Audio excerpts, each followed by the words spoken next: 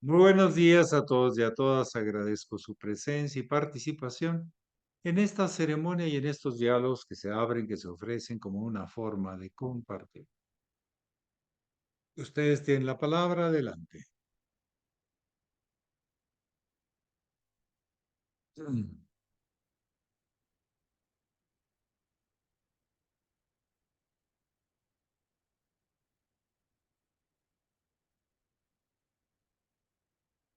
Muy bien, 14 de diciembre, Loris, hasta La Paz. Muy bien. ¿Alguien de ustedes tiene alguna pregunta, alguna experiencia compartir? Adelante, estamos en diálogos.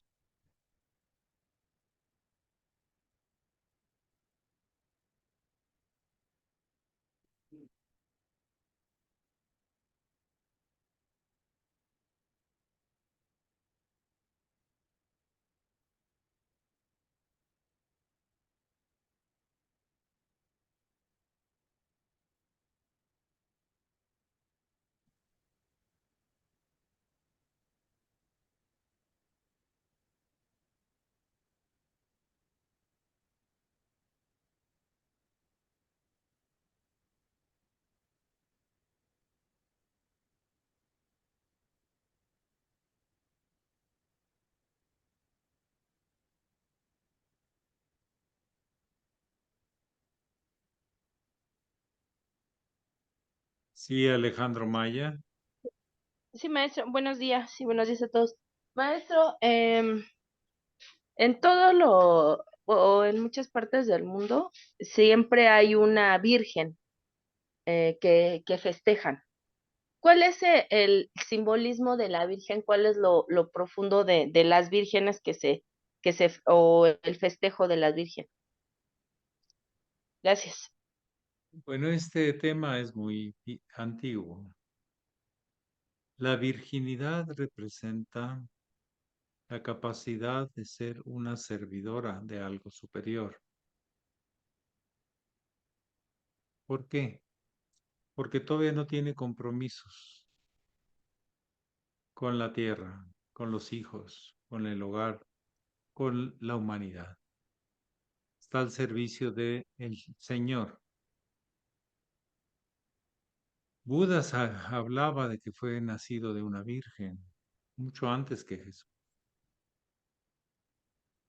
Es que la naturaleza es virgen y es madre al mismo tiempo. De hecho, hoy la Virgen de Guadalupe es virgen, pero a la misma vez es la madre que te escucha, que te consuela y que todo. Es una dualidad de la Virgen Madre, la Madre Virgen, que representa ya un plano superior, porque las mujeres, antes de tener relaciones, tienen una sensibilidad particular, si así la desarrollan, de ser unos vehículos, oráculos, expresiones de algo superior, de algo desconocido. Y así se les dio esa facultad. Las sacerdotisas de los templos eran vírgenes, o por lo menos así se asumía.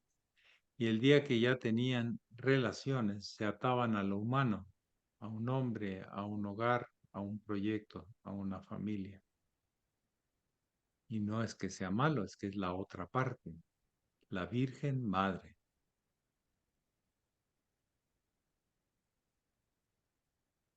Y de hecho, Maya es el nombre de la madre del Buda. Y María Miriam es siempre con M, de la manifestación, de la materia, de la magia, etc. La 13ª letra del alfabeto hebraico es la M-E-M, la Mem. Entonces, sí, la virginidad es una cualidad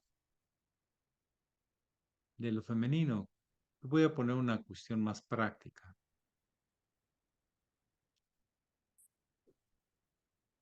para que un terreno, una propiedad, una, un espacio sea sembrado, primero hay que dejarlo virgen, sin hierbas. No hay nada. Ustedes lo han visto recién cortado todo y limpiado, no hay nada. Y así, entonces, vendrá la cosecha. Y después de la cosecha, eso se incorporará a la tierra y estará otra vez virgen. Es una expresión de la Virgen Madre. Siempre virgen, siempre madre. Pero en diferentes etapas del proceso.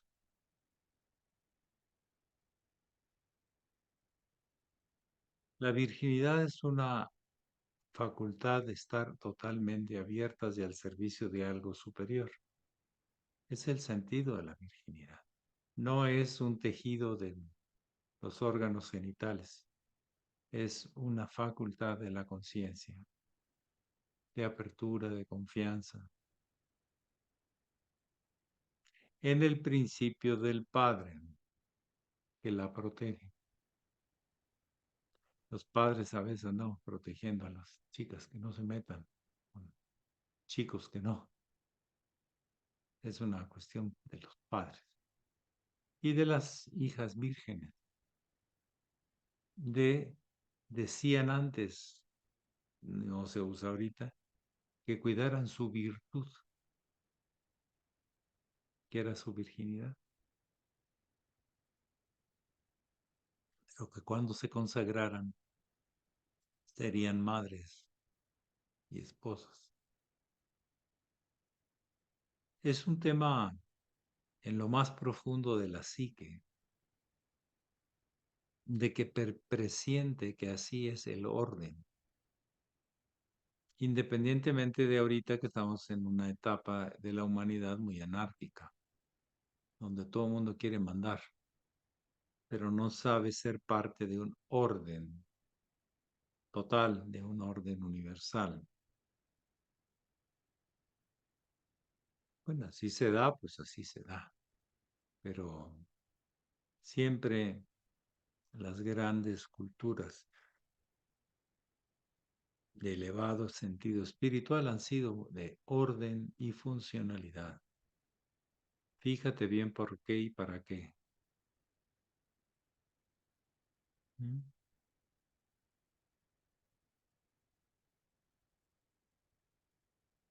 Cuando aquella virgen se vuelve ya un proceso de ser madre desde la concepción,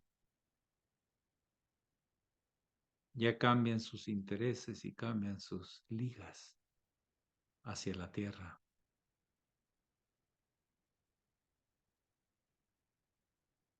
Bueno, así unos puntos de seguir investigando. El muy sublime maestro en el propósito psicológico número 2 habla bastante extenso del tema de la virginidad. Pero se lo vuelvo a decir, que eso es un tema de Virgen Madre. Y son peregrinaciones de la tierra y en grupo. Yo les he marcado que es asombroso. La Virgen de Guadalupe es la que más atrae de todo el mundo, más que Lourdes o de otras. Se calcula que precisamente el día de hoy, entre estos días y los días siguientes, desfilan más de 12 millones de personas.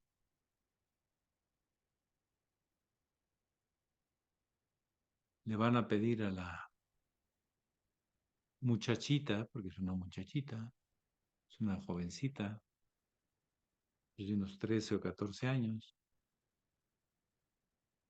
que le haga el milagro de salud, dinero y amor. La madre que los escucha, que les tiene compasión y los anima a seguir. Aunque ella no diga nada, pero son los diálogos internos de los devotos de lo mariano, de la Virgen. De hecho, la iglesia, como organización material humana, es más mariana que crística. Porque siempre se habla que es la intercesora ante lo superior. Pero fíjense bien que escogen a una chica, pues, no experimentada, bastante inocente. Antes una chica de 13, 14 años no estaba muy despierta. ¿Sí? Ahorita, bueno, ¿para qué cuento? Pero ya desde mucho antes. Pero sí tiene un tema que ver con la activación de sus raíces maternas, sus raíces a la tierra, a una misión terrestre, que es la de los hijos. Y en cambio las vírgenes como tales a una misión superior. Es un tema muy, como les digo, profundo dentro de la psique y presentimientos, intuiciones de la condición humana.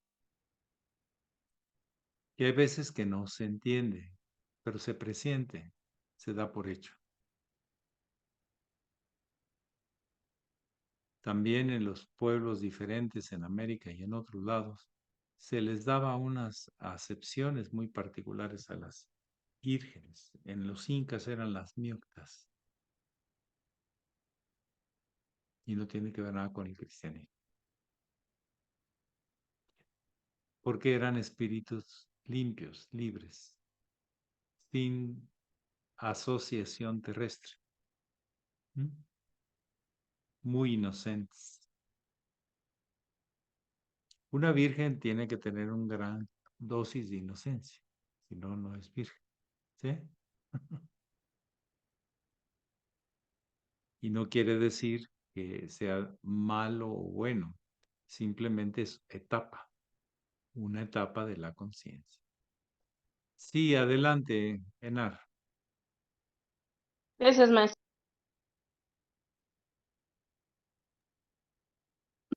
Buenos días, maestro. Buenos días a todos. Yo quería preguntarle un poquito sobre la historia de cómo hemos presentado dentro de la institución de GCU el yoga.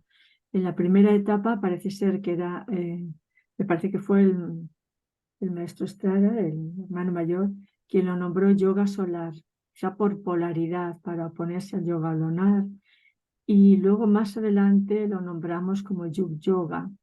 Yo quisiera preguntarle esa diferencia entre el yoga solar, Yug Yoga, y cuándo se produjo ese cambio, cómo presentarnos institucionalmente con nuestro yoga.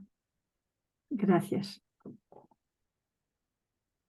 Es que su pregunta va a lo más profundo de la condición del yoga. El maestro Estrada empezó a hablar, bueno, el maestro Laferrer habla de la integración de las polaridades y de Pingala para alcanzar el yoga en un ascenso serpentino y en un encuentros en los centros nervofluídicos.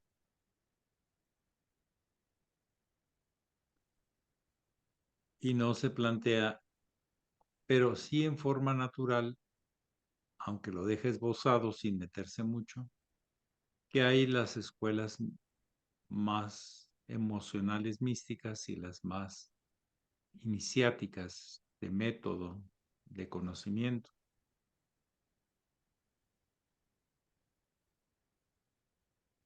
Cuando empieza a ejercerse una fuerza opositora a esa visión científico-filosófica del maestro Estrada, él aclara en forma que la naturaleza presenta dos líneas, no presenta más, no hay más líneas, hay dos. En linaje nada más hay dos líneas, disculpen, no hay más.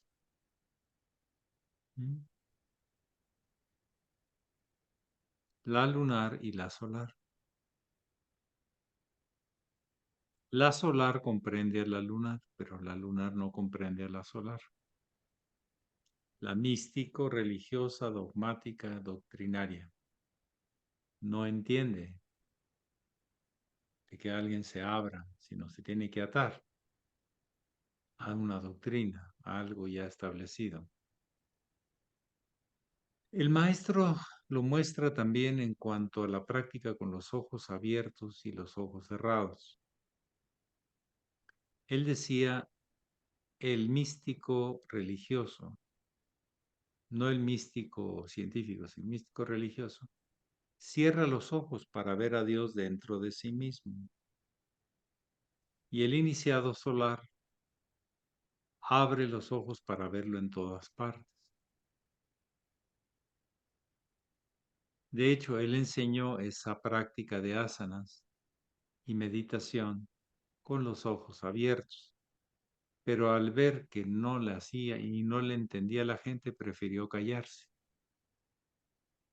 Hasta como por los años 70 o finales de 60, alguien le dijo, oiga maestro, pero ¿por qué usted tiene los ojos abiertos y los demás cerrados? Ah, que esa es la yoga lunar y la yoga solar.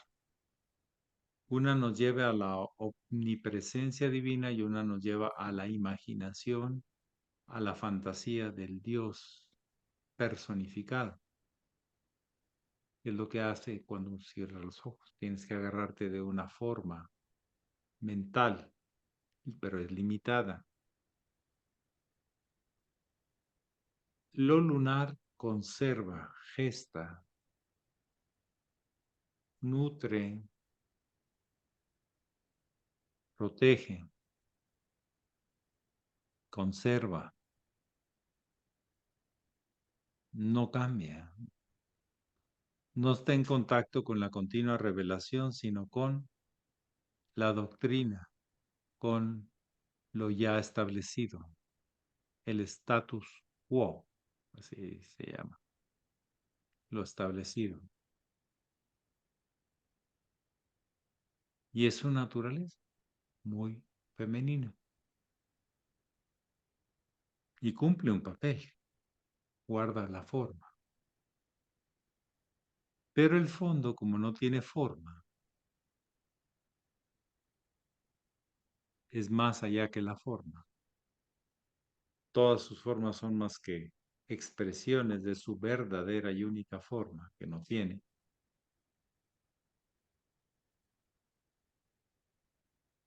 Pues entonces la yoga solar.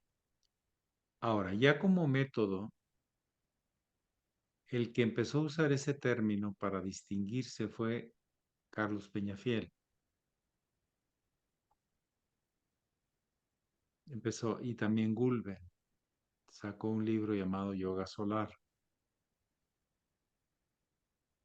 Y le sacaban algunas ideas al maestro Estrada, pero le imprimían su sello particular, personal. Entonces, una cosa hablar del concepto de lo solar y lo lunar que hacen que el sistema funcione y que geste la vida en este planeta como arquetipos, como referencias de lo emanativo y de lo absorbente, de lo centrífugo y de lo centrípeto. Y otra cosa es ya hablar de aspectos de la historia, de cómo se usaron los términos. Y hay veces que fue para darle un sello personal y diferente.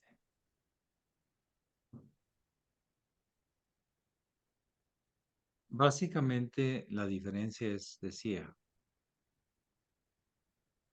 el lunar cierra los ojos para ver a Dios, allá en su subjetividad, y el solar aprende a verlo adentro y afuera y en todas partes. Porque el solar verdadero no es que sea solo masculino, es que es integrador de lo masculino y femenino, de lo interno y lo externo.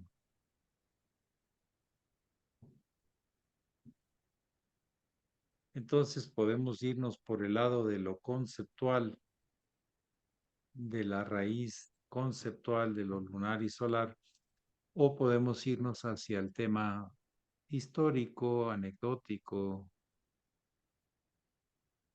de cómo fue usándose los términos. Luego hubo ciertas, aunque el maestro Estrada nunca entró en discusión de eso, y yo no recuerdo que se lo hayan planteado, es que el yoga es lunar y solar, la unión de Ida y Pingala, que es lo que habla el maestro. Y la luz se hace con la unión de los dos. Entonces, puro solar se asoció con lo masculino patriarcal y lo lunar con lo matriarcal. Fue otro tipo de asociación parcializada. Podríamos decir de dos partidos, lo matriarcal con versus lo patriarcal. Ese es otro enfoque que también nos lleva hacia algo limitado. El verdadero camino es la síntesis, unir ciencia y religión, la mística y la ciencia pragmática, materialista, a través de los sentidos y a través de las percepciones más sutiles y profundas.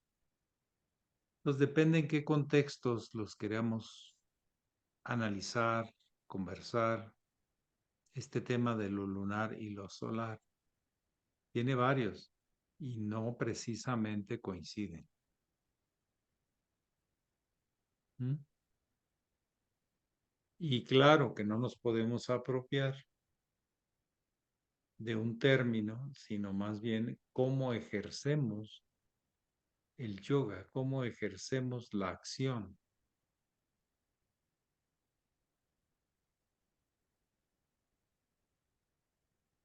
En lo lunar importa mucho el pasado, en lo solar el presente, que es el resumen del pasado más algo más.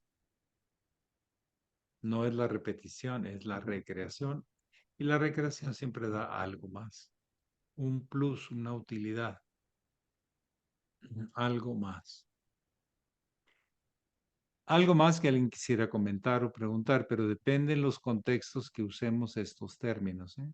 Muchas gracias. Desde los más abstracto, conceptual, Sí. por qué lo lunar y lo solar, y otro es ya la parte de propiedades intelectuales y de usos y costumbres de cómo usamos los términos. Sí, Silvia Sí, Heredia. Muy buenos gracias. días, muy honorable y querido maestro. Yo le agradezco mucho todo lo que nos ha explicado usted acerca de la Virgen y acerca del yoga. No puedo asimilarlo todo, pero algo para mí es nuevo y le agradezco mucho esto que nos está explicando. Y ya que tengo la palabra, quiero felicitar a mi hermana, mi querida hermana, María Guadalupe Sánchez Espinosa, en su día de santo. No es al azar que tenga ella ese nombre, es el nombre que le corresponde, porque quiere decir Madre del Río de Amor. María Guadalupe, según los árabes, Guadalupe, eso quiere decir Río de Amor. La felicito muy sinceramente, yo la aprecio mucho su amistad y su valor, lo que ella es y lo que ha representado para mí. Saludos a todos, a todas las hermanas Lupitas de este grupo. Es por algo que tienen ese nombre. Gracias. Muy bien, ¿alguien más desea compartir o preguntar?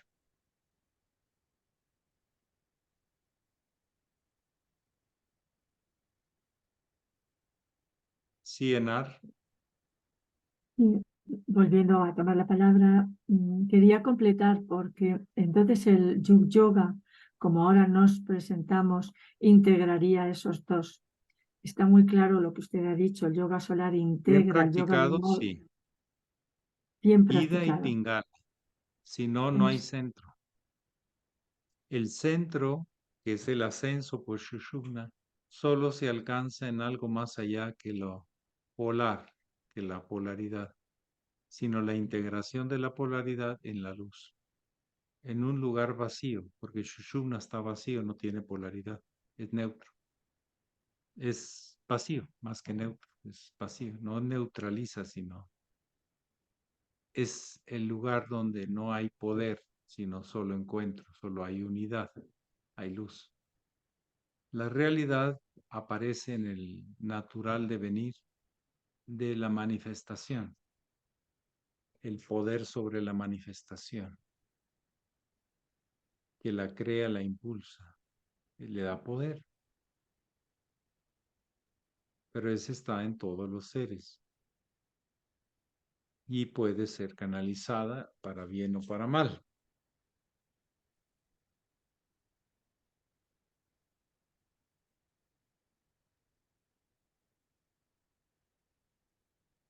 ¿Alguien más desea compartir o preguntar? Gracias.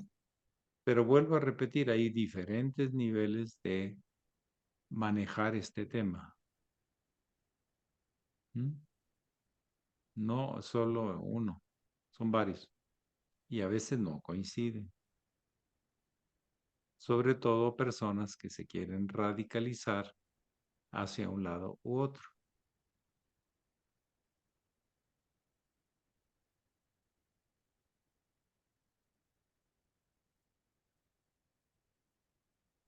En electricidad sabemos que la corriente positiva no puede fluir si no tiene una tierra. Necesita los dos.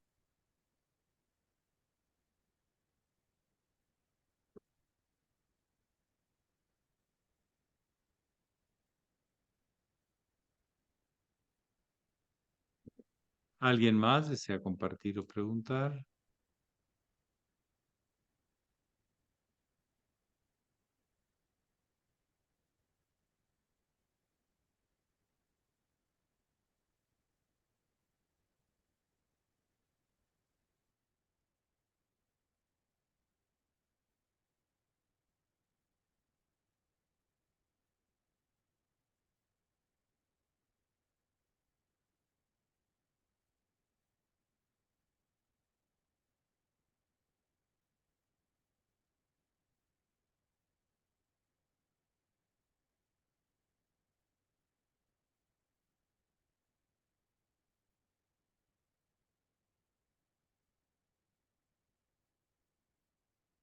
Yo les agradezco mucho su presencia, su participación, su atención y que ustedes mismos son los que arman estos diálogos con sus temas, sus búsquedas, sus encuentros. Y así todos obtenemos esa riqueza de posibilidades. Muchísimas gracias y que pasen muy bonito día. Pax. Pax. Gracias, maestro. Gracias, maestro. Gracias por todo. Saludos. Gracias, hermana Silvia. La quiero. Igual.